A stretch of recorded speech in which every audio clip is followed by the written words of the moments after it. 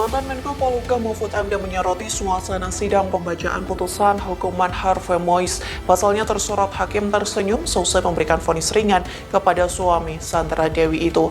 Mahfud MD pun marah dan menyebut ekspresi hakim seolah-olah ikut bahagia atas vonis rendah Harvey Mois. Kemarin itu disampaikan Mahfud MD melalui akun X pada Kamis 2 Januari 2025.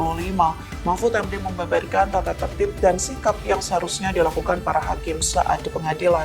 Yang menyebut seharusnya saat hakim masuk dan keluar sidang pengunjung bersikap sempurna. Namun saat pengutukan palu vonis, Mahfud MD menyoroti. Download Tribun X sekarang, menghadirkan lokal menjadi Indonesia.